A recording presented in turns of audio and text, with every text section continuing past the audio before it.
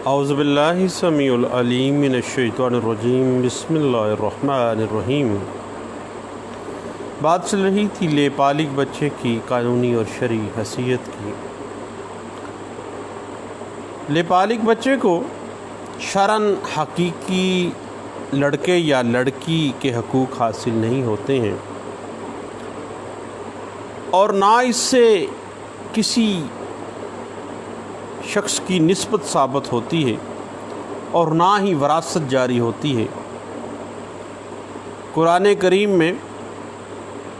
سورہ احزاب کی آیت نمبر 4 میں اللہ تعالیٰ فرماتے ہیں، خدا نے کسی آدمی کے پہلو میں 2 دل نہیں بنائے اور نہ ہی تمہاری عورتوں کو جن کو تم ماں کہہ بیٹھتے ہو تمہاری ماں بنایا، اور نہ تمہارے لے پالکوں کو تمہارے بیٹے بنایا۔ یہ سب تمہارے منہ کی باتیں ہیں، اور اللہ تو سچی بات فرماتا ہے، وہی سیدھا راستہ دکھاتا ہے۔ پھر اللہ نے سورۃ الاحزاب کی آیت نمبر 5 میں ارشاد فرمایا، مومنوں کے لے پالکوں کا ان کے اصل باپوں کے نام سے پکارا جانا ہی احسن ہے۔ یعنی مومنوں کے لے پالکوں یعنی اڈاپٹڈ چائلڈ کا ان کے اصل باپوں کے نام سے پکارا جانا جو ہے وہی ارشاد خداوندی ہے۔ اللہ کہتے ہیں کہ ان کے اپنے اصل باپوں کے ناموں سے پکارو، کہ خدا کے نزدیک یہی بات سچی اور درست ہے۔ اگر تم ان کو ان کے باپوں کا نام معلوم نہیں ہے تو یاد رکھو کہ وہ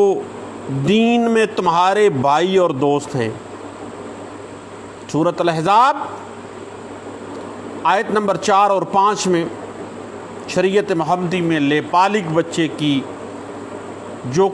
شریعت اسلامیہ میں شرعی حیثیت ہے وہ بیان کر دی گئی، اور شریعت محمدیہ کے مطابق کسی دوسرے کے بچے کو متبنہ بنانا قابل تقسیم نہیں ہے، اور نہ ہی وہ اس کے سبب کسی قسم کی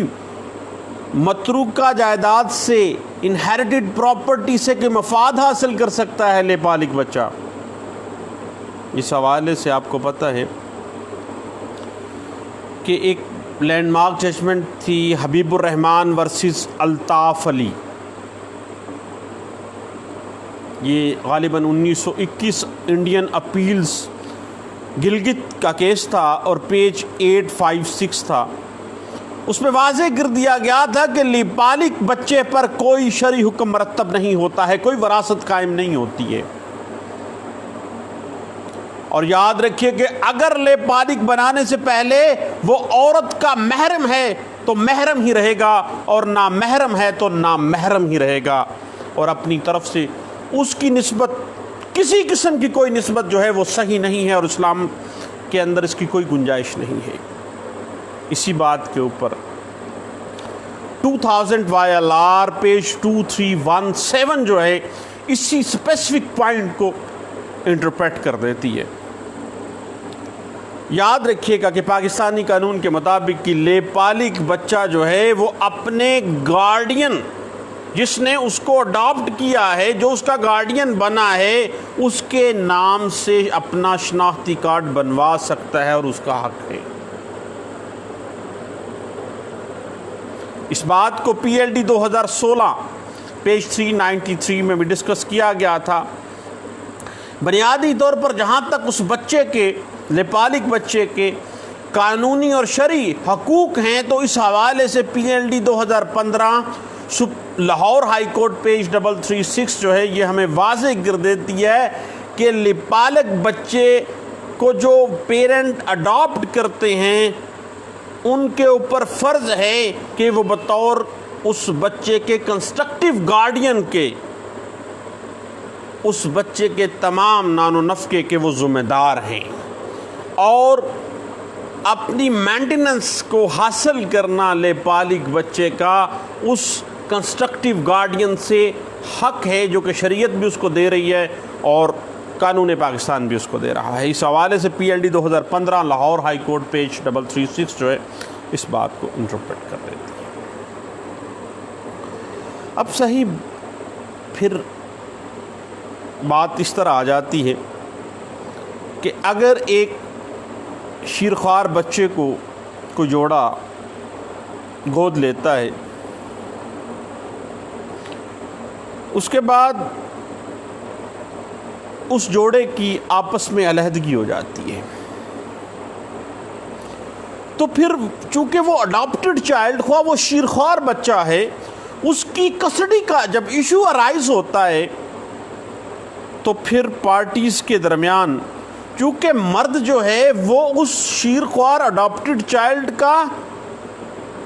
حقیقی باپ نہیں ہے، اس کی حیثیت محض ایک کنسٹرکٹیو گارڈین کی ہے۔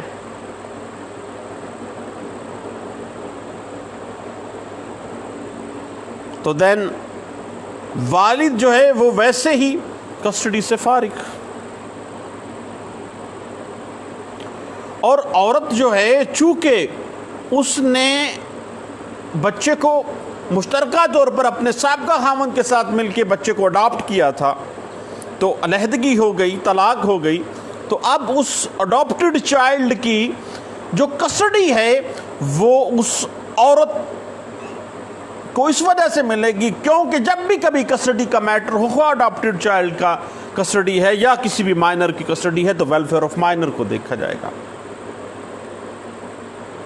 اس حوالے سے PLD 2002 Lahore high court page 283 جو ہے وہ اس بات کو صاحب واضح کر دیتی ہے۔ اب اگر ہم شریعت محمدیہ کو دیکھیں نا، تو شریعت نے قطعی صورت اڈاپشن کو، دوسروں کے بچے کو لے کے پالنا، اس کو کوئی اتنی زیادہ اہمیت نہیں دی ہے، پروموٹ نہیں کیا ہے۔ اور قرآن میں سورۃ الاحزاب کی آیت نمبر 4 اور 5 میں اللہ نے تو واضح کر دیا ہے، اور وراثت بھی نہیں جائنی ہے، اور نہ ہی وہ حقیقی باپ ہو سکتا ہے، نہ حقیقی ماں ہو سکتی ہے۔ قانون بھی اسی بات کو رہے گا کہ they are just only constructive guardians۔ اس حوالے سے 2000 YLR پیج 2317 جو ہے وہ اس بات کو انٹرپریٹ کر دیتی ہے۔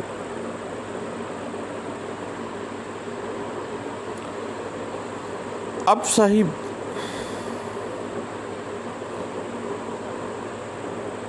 اسی حوالے سے اگر ہم دیکھتے ہیں کہ وراثت میں ایک لبالغ بچے کا کوئی حصہ نہیں بنتا، اگر اس کے جنہوں نے اڈاپٹ کیا ہے اس بچے کو، اگر وہ اپنی مرضی سے کوئی احسن سلوک کرنا چاہیں، اس بچے کے نام پہ کوئی وصیت کر جائیں تو وہ احسن ہے۔ ادروائز اڈاپٹڈ چائلڈ اپنے گارڈینز کی پراپرٹی میں سے کوئی چیز ایز اے انہیریٹنس گین نہیں کر سکتا ہے۔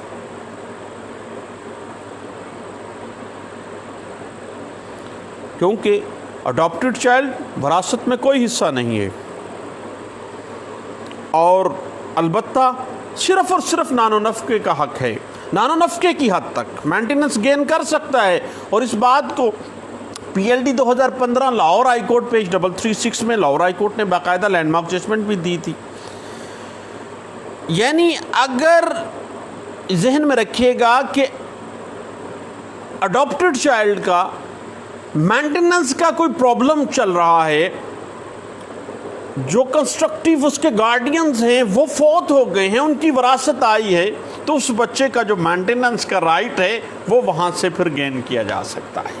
وہ ایز اے وراثت نہیں، جسٹ ایز اے مینٹیننس۔ اس بات کے اوپر 2010 YLR page 1327 Lahore high court جو ہے اس بات کو واضح کر دیتی ہے، کیونکہ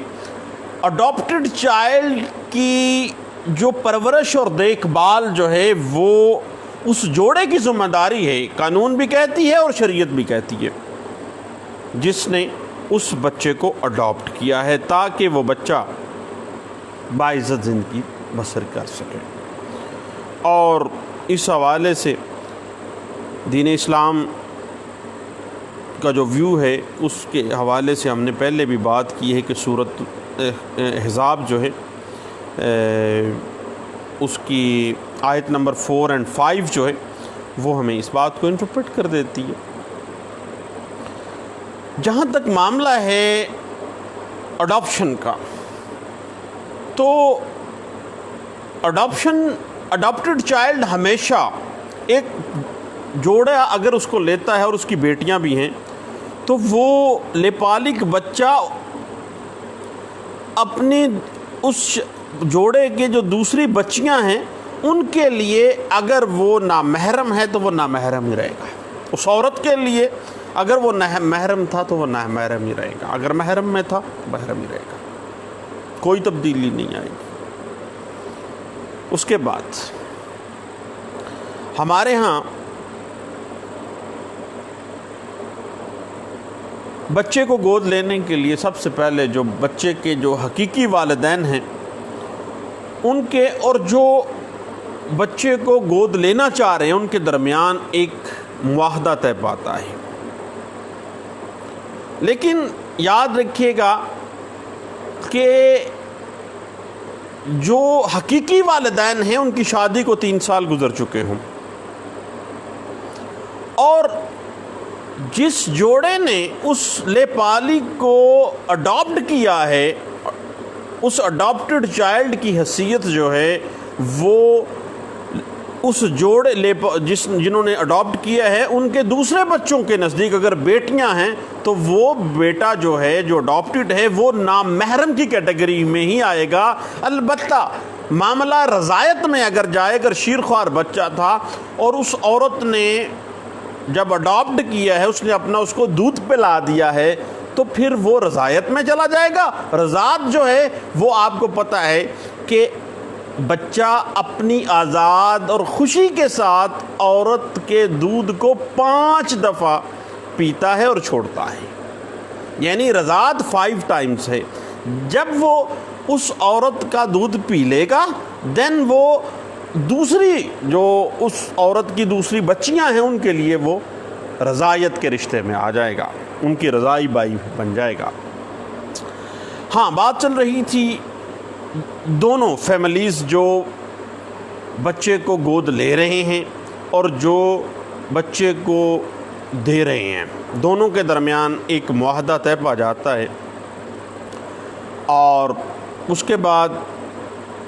معاہدے کے بنیاد پہ ہی جو جوڑا اڈاپٹ کرتا ہے اس لیپالک بچے کو، وہ باقاعدہ طور پر ہمارے ہاں اکثر ایسے ہوتا ہے کہ ڈیکلریٹری سوٹ فائل کر دیتا ہے، جہاں پر نوٹس جاری کرواتے ہیں اور پھر عدالت میں آ جاتے ہیں حقیقی والدین، ان کے بیان ہو جاتے ہیں. بیان میں وہ کیا کہتے ہیں کہ معاہدہ ہم نے کیا تھا اور بچہ ہم نے ان کو دے دیا ہے، اور جناب معاہدے کی ریٹیفیکیشن ہو جاتی ہے، معاہدے کی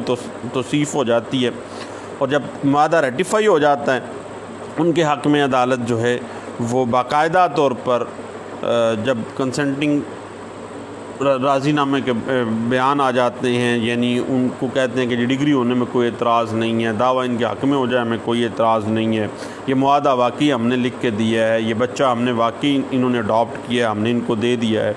جب وہ بیان دے دیتے ہیں تو پھر دونوں پارٹیز کو سننے کے بعد حقیقی والدین کی آزاد مرضی کو دیکھتے ہوئے عدالت باقاعدہ طور پر جو ہے وہ استقرار حق کی ڈگری جو ہے جو